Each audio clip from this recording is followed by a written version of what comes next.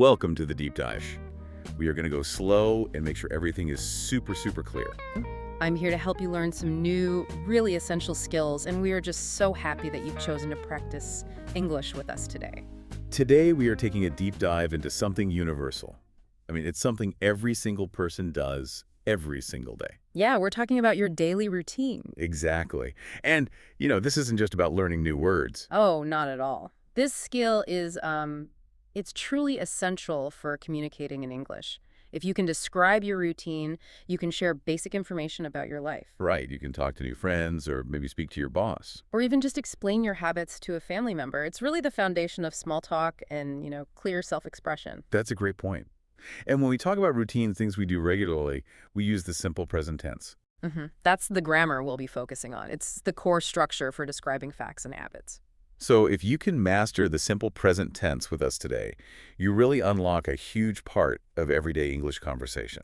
Our mission today is to give you the vocabulary, the structure, and the confidence to tell anyone what your day looks like. From the moment you wake up.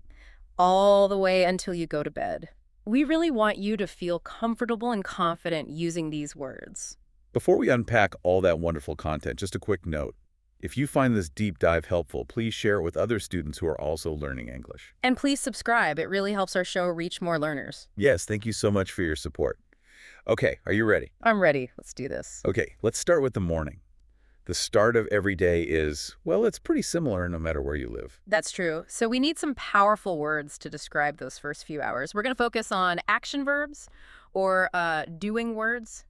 We've picked out 5 essential ones to get started. And remember, we'll say each word very clearly and slowly. We want you to focus on the sound, not just the spelling. These are words you will hear every single day. Our first word, the action that begins your entire routine, is wake up. Wake up. Let's say that again. Wake up. Yeah. This is the exact moment, when you open your eyes in the morning. Maybe your alarm rings or maybe the sun is bright. When your sleep finishes, you wake up. Let's try it one more time, very slowly. W-A-K-E-U-P. Try to repeat that with us. Wake up. This is almost always the first action in any daily routine list. Okay, what's next? The second action, usually right after you wake up, is a hygiene task. Brush my teeth. Brush my teeth. This is the action you do with a toothbrush and some toothpaste. It's for cleaning your mouth. Right. We say, I brush my teeth. Or if you're talking to someone else, you might say, you need to brush your teeth. Let's try that again. Focus on the clear sounds of brush and teeth. Brush my teeth. It's an action that only takes a few minutes, but it's a very important part of the morning. It certainly is. Okay, moving on to, for many people, the most important meal of the day. Yes. Eat breakfast. Eat breakfast. So this is the first food you eat after you wake up. It could be a small meal, like coffee and some toast. Or it could be a large meal, like eggs and bacon. But we use the very, very common verb, eat. The word breakfast is interesting. It sounds like 2 words. It does. Break and fast. It literally means you are breaking the fast from sleeping all night. Let's spell that one because it can be a little tricky. Good idea. B-R-E-K-A-F-A-S-T. Eat breakfast. And we often connect this action with specific drinks. For example, you could say, I eat breakfast and I drink coffee. Or maybe I eat and I drink tea. The verb drink is very common here. That's right. So you can combine these actions. You can say, I wake up and I immediately drink coffee. Exactly. Okay, our fourth action involves leaving your house or your apartment. This is go to work or go to school. Let's start with the first one. Go to work. This action describes the movement, from your home to the place where you spend your day working or studying. So if you have a job, you go to work. And if you're a student, you go to school. The word go is extremely common. It's a fundamental verb. Let's hear them again. Go to school. Or go to work. This action usually happens after breakfast, but before the main part of your day starts. Right. And finally, for the morning, we often have tasks at home, household duties. Our last one is wash the dishes. Wash the dishes. This just means cleaning your plates, your bowls, your cups, everything after you've eaten breakfast. It's a necessary task to keep the house clean. And if you don't wash the dishes in the morning, you have to do it later. Exactly. So we often do this right after a meal. Let's listen again. Slowly. Wash the dishes. So there we have it. 5 key actions for the morning. Let's review them quickly. Wake up. Brush my teeth. Eat breakfast. Go to work. And wash the dishes. Now we know the doing words for the morning. That's right. But, a routine is the whole day, not just the morning. That's a very good point. So we need to move on to the middle of the day, the afternoon, and the end of the day, the evening. Let's introduce 5 new actions that will help us describe the rest of our 24 hours. Okay. First, in the middle of the day, we need to eat again. We call this meal eat lunch. Eat lunch. Lunch is the second meal of the day. It usually happens sometime between, say, 12 p.m. and 2 p.m. And just like breakfast, we use the verb eat. The spelling is much easier. It is. L-U-N-C-H. Eat lunch. In some countries, lunch is a very big meal. And in other countries, it might be a quick sandwich, but it's still a really essential routine action. Okay, so after work or school is finished, what do we do? We need to return home. The action is go home. Go home. So if you go to work in the morning, you go home in the evening. This action signals the end of your formal day and, the start of your personal time. Now, there's something interesting about the grammar here. Oh, yes. Notice that we say go home. We don't say go to home. Right. We say go to school or go to the park. But for home, it's just go home. It's a natural phrasing that is very common, so it's a good one to remember. Definitely. Okay, what's next? For many people, the afternoon or evening routine includes some physical activity. We call this exercise. Exercise. Exercise just means doing a physical activity like running or walking or going to the gym. It's an action for health and for relaxation. You might say, I exercise after work. Or you could also say, I go to the gym. They basically mean the same thing and fit into the same part of your routine. Right. Okay, our fourth action for this part of the day focuses on preparing the evening meal. Cook dinner. Cook dinner. This is the action of preparing food for the evening. We saw an example in our source material of a dad who cooks dinner on the weekends. Dinner is the main evening meal for many families. Let's say it again, cook dinner. This action might involve using a stove or cutting vegetables. C-O-O-K-D-I-N-N-E-R. Perfect. And that leads us to the very end of the day. The final action. Getting ready for sleep, we say, go to bed. To go to bed. This means lying down and preparing to sleep. When you go to bed, you finish your daily routine. Until you wake up again the next morning, so now we have a full set of actions. We do. Wake up, eat breakfast, go to work. Then eat lunch, go home, cook dinner, and finally, go to bed. With these actions, you can describe almost any day. Okay, so we have the building blocks, the action words. Yes, but now we need the structure. How do we put these words together to make, complete sentences? Sentences that are understandable and grammatically correct. This is where we focus very intensely on the simple present tense. And remember, this tense is for habits, facts, and routines. The really great news is that the basic English sentence structure is very, very consistent. It is. It follows this pattern. Subject plus verb plus object or complement. So the subject is who is doing the action. That's I, you, he, she, and so on. Then the verb is the action itself, like wake up, eat, or go. And the object or complement is just the rest of the information, like coffee or the dishes or at 7 o'clock. So let's try some basic sentences. We'll use the subject I, meaning me, because we're talking about your own routine. Okay, so I wake up. Perfect. Subject, I, verb, wake up. Or I eat breakfast. I cook dinner. It's that simple pattern again and again. And this pattern is the solid foundation of English sentences. If you can learn this, you can express thousands of ideas clearly. But there is one very important rule we need to learn. Ah, yes. Let's dive into maybe the most challenging, but also the most crucial rule for the simple present tense. We're talking about the third person singular. So here's where it gets really interesting. When the subject is he, she, or it, so one single person or one thing. But not I or you. Exactly. When it's he, she, or it, we must add an SS to the end of the verb. This is so important. We can't say he work in a bank. It just sounds wrong to a native speaker. It does. We have to say he works in a bank. That little S sound at the end is mandatory for correct grammar. Let's practice this with some of the verbs we just learned. Okay. If the subject is I, you say, I wash the dishes. But if the subject is she washes the dishes. Notice we add es because the verb ends in she, washes. Good point. Okay, what about this one? I go to school. But if the subject is he, it becomes he goes to school. Again, we add es for verbs ending in o, goes. Okay, one more. I eat lunch. And for she eats lunch. Yeah. Just as simple as that time. This small detail, this es, tells the listener immediately that you're talking about someone else. He or she, and not yourself. Practice saying that as sound very clearly. She eats, he works.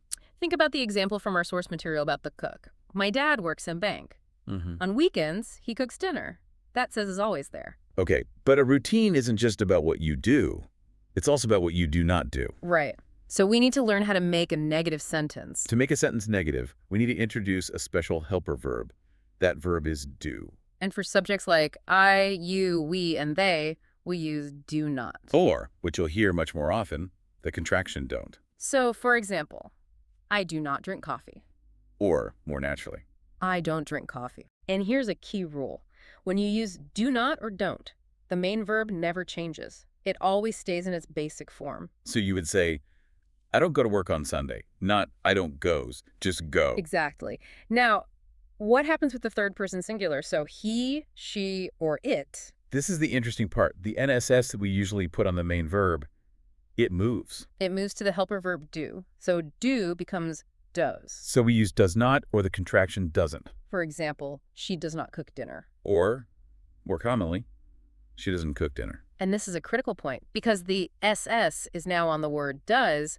The main verb like cook goes back to its basic form. Right. You would never say she doesn't cook dinner. The S only appears one time. So to compare, I don't wake up early. And he doesn't wake up early. Mastering this rule is a huge step forward in your English. Okay, let's pause for one very important irregular verb related to routines. The verb have. We use have all the time, especially to talk about meals, like I have breakfast or I have lunch. And have is tricky because it doesn't follow the normal rules. For I, you, we, and they, the verb is just have. I have a quick lunch. But for he, she, and it, we don't say he haves. That's wrong. The form changes completely to has. Exactly. For example, she has dinner at 7 o'clock. My dad has a busy day. This is such a common verb. We really recommend you memorize this change.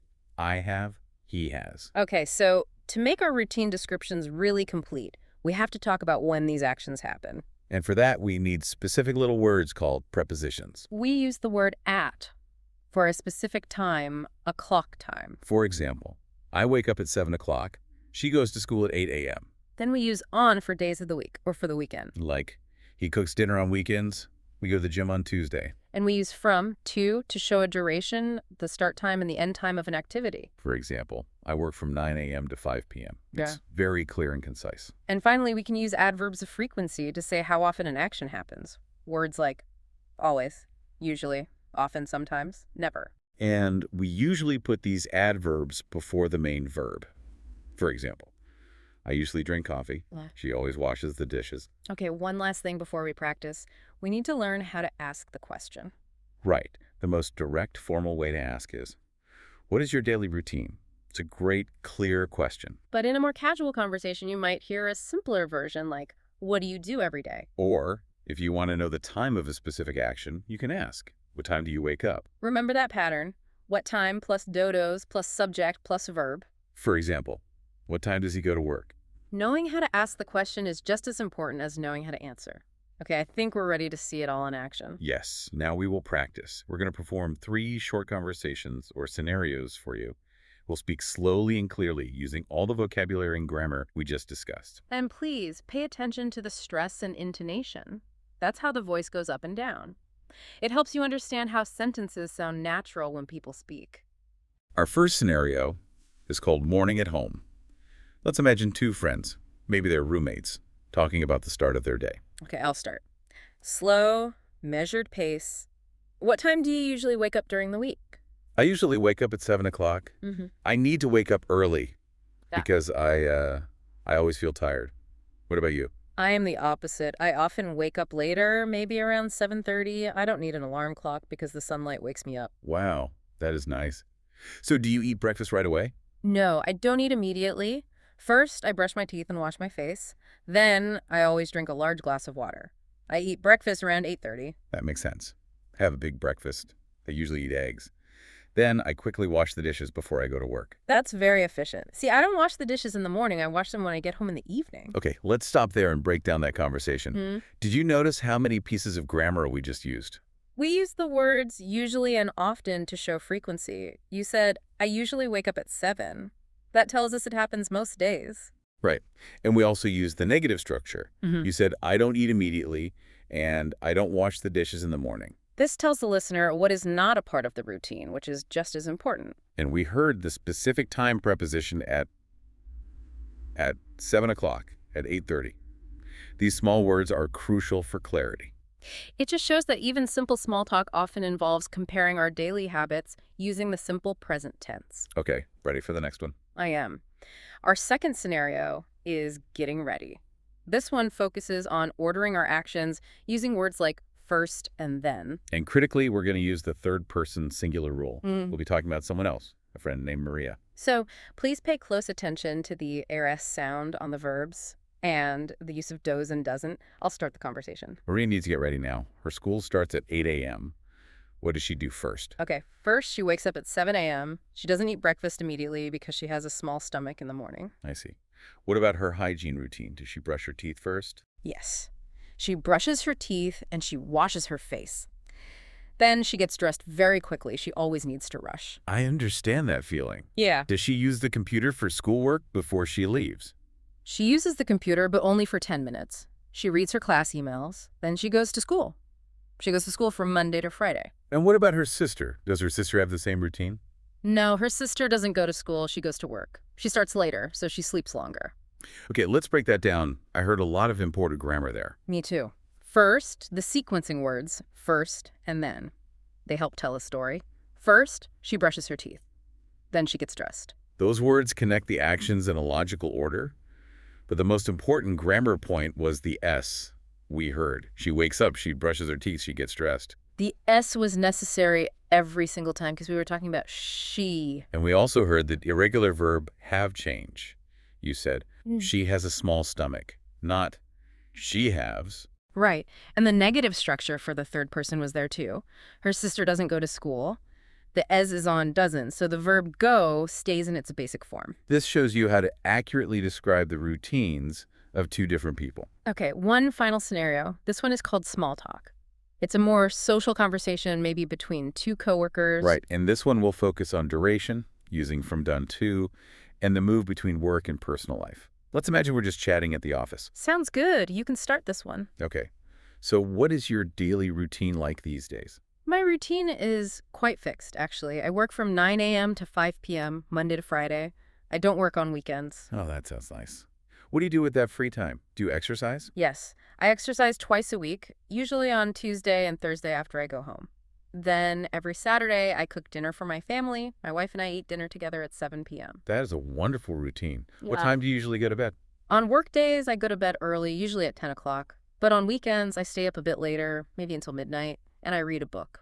And what about your partner? Does he wash the dishes? No, he doesn't wash the dishes. I wash the dishes, and he cleans the kitchen counter after dinner. We share the tasks. That's great. Okay, let's stop there. That dialogue covered the full routine. It did. And let's analyze that final part about sharing tasks. I said, does he wash the dishes? And you said, I said, he doesn't wash the dishes. I wash the dishes, and he cleans the kitchen counter. this is a perfect example. A simple, factual description of a habit. Notice the difference. For the first person, I, the verb is basic. I wash. But for the third person, he, the verb needs the 9S form, he cleans. And we also heard the clear use of from to. You said, I work from 9 a.m. to 5 p.m. It's a great phrase. It gives maximum information with minimal words. I think these scenarios really prove that once you master the basic vocabulary and the simple present tense rules. Especially the NAS rule and the don't-doesn't rule. Yes. Once you master those, you can handle almost any conversation about daily life and habits. It truly is the backbone of conversational English. Wow, we have completed a very deep dive today. We covered 10 essential actions and 4 critical grammar points. We did. Let's quickly summarize the most important phrases we learned. Okay, first, the beginning of your day. Wake up. It's such a fundamental action verb. Second, the most common meal phrase, eat breakfast or have breakfast. And remember that irregular verb, have has. And third, the key question for asking about time. What time do you? You can use this to ask about any action. And of course, we focus so much on the ENS rule for he, she, it, and the use of don't and doesn't for negatives. These rules make your English sound correct. They do. Okay, so now it's time for our listener challenge. We really believe that a part of your study time should be for output for active speaking. This is where the language truly comes alive. It's how your confidence really grows. So right now, we want you to think about your own daily routine. Just pick 3 actions from your morning or your evening. And the challenge is to say those 3 actions out loud, in English, using the structure we taught you today. Say them slowly and clearly. For example, you could say, I wake up at 6 a.m. Or maybe, I drink water, then I go to work. Or, I cook dinner at 6 p.m. The important thing is to practice speaking. And if you'd like even more practice, please leave a comment describing just one action in your daily routine. Maybe include the time or an adverb like usually. Yes, we would love to read them. Thank you so much for investing this time in your English learning journey with us today. We really hope you feel much more prepared to talk about your life. You know, we focus on our routines today. And when you practice English, it's important to remember that consistency matters. That's such a good point. Practicing regularly, even just for 5 minutes every day, that's the key. That consistency boosts your confidence, and it helps you feel more comfortable speaking, listening, and reading in English. So make English practice part of your daily routine. Exactly. We look forward to seeing you for our next deep dive. But goodbye. Goodbye, everyone.